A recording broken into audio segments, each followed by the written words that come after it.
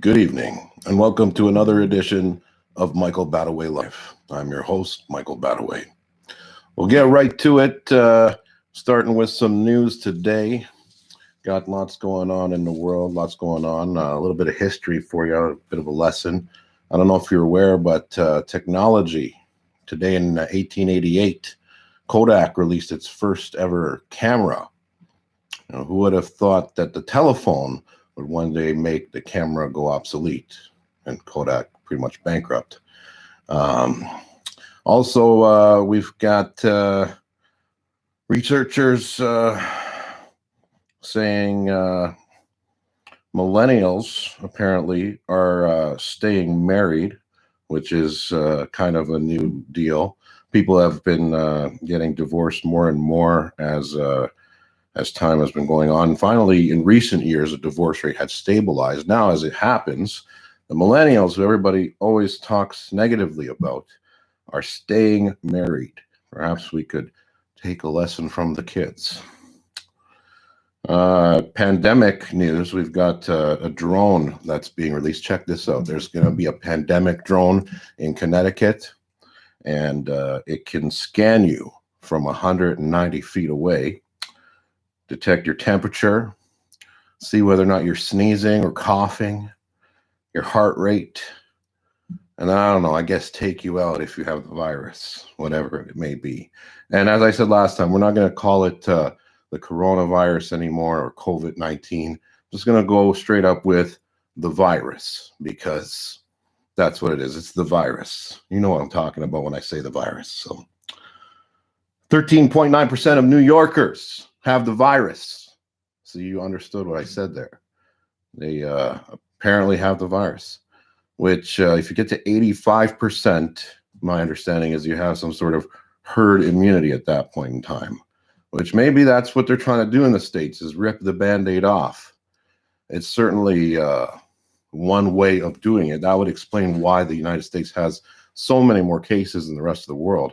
In terms of world averages here, we've got 2.8 million people infected with the virus across the globe.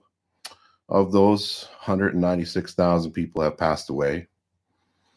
We've got the United States leading the pack. First place, 912,000 people. It's not a joke. 51,000 people have passed away in the States. Canada, we are up to 44,000 people infected, and of those people, 2,294 have passed away. Australia, 6,675 infected, 79 deaths. Egypt, 4,092 infected with 201 deaths. So the virus continues to make its way around the globe. Here in Ontario, we've got 13,500 cases of the virus, 763 deaths in Ontario, as I mentioned in previous episodes. If we can remain under 1,000 deaths in Ontario before month's end, it's better than if we hit 1,000. 1,000 is actually supposedly the worst case scenario. So we're leaning towards a not good case scenario at this point in time. I mean, 763 is a lot closer to, 1,000 than to the 150 or so when that statement was made. So, I don't know. What are you doing to keep, yourself sane? I've been kind of going a little bit nutty myself, a little bit stir crazy. I'm sure we all have. And it's interesting watching, the TV and seeing the things that people say. I'm not taking any sort of political stances on this show, okay? So this is a non-political show. But I just want to talk about some funny quotes that I may have heard. Like, we don't need to talk about injecting sanitizers. That's probably not a good idea. I don't think that's what was meant when the president said that. But apparently the U.S. President Trump said something about injecting sanitizers and looking into that.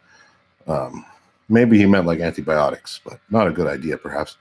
And this conversation, I just caught a news conference with President Trump, and he had a conversation purportedly with the president of Honduras, right? And he's caught a lot of flack about this hydrochloroquine comment because I guess some people have gotten severe side effects from it, and it's pretty strong, harsh drug. So apparently also didn't have a very high cure rate of the virus in the States. However, according to this news conference I was watching today,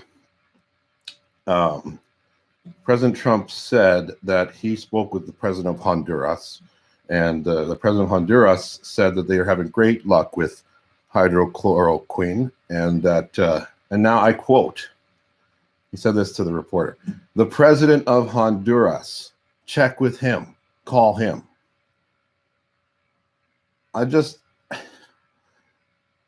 Sometimes the way, people say things is just funny. And if you don't watch, I don't really try to watch it as politics. I'm kind of jaded with the whole politics thing, left, right, blah, blah, blah, blah, blah. What's your favorite color, right? Red or blue? So the way I'm looking at it is a television show. So who's going to say the most outlandish statement? So then it becomes interesting if you look at it like wrestling or something, and it's just a bunch of ridiculous one-upping statements that people will say against one another, then all of a sudden it becomes an interesting show. And yeah, so I caught that one. I just wanted to put out there, the president of Honduras, check with him, call him. And if I don't like your question, it's because it's disgraceful. Jeepers. I hear super glue stops the virus. Try injecting that. Don't do that. I'm not a doctor. Don't do that. But seriously, it probably does stop it, right? Super glue. Just saying. Logic. Don't inject super glue. Oh, my goodness gracious. I think we are all kind of getting a little nutty at home. What happens when you want to take a walk and go cool off, and you don't want to get a $100 fine? What happens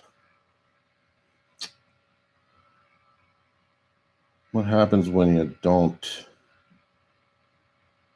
get the help you need? We had a situation here in Canada where 22 people have been killed by a gunman. Now, I'm not saying it's because of the virus, but I bet you that sort of weird, taking somebody out of time didn't help. I think it was premeditated, this mass murder. And if you don't know what I'm talking about, it's all over the Canadian media. We had a horrible, horrible tragedy on our east coast of Nova Scotia where a gunman killed 22 Canadians. It's just horrible. 22 human beings, I should say. And it makes you wonder about the state of mind of the nation and what's going through somebody's head that would even think to do this. I mean, what separates us from the animals is reason. Reason and hopefully a little bit of morality, if you believe in that. I mean, I do. So morality, reason, logic, the ability to stop yourself, the ability to reason away, the ability to think. When you lose that ability and you're just an animal,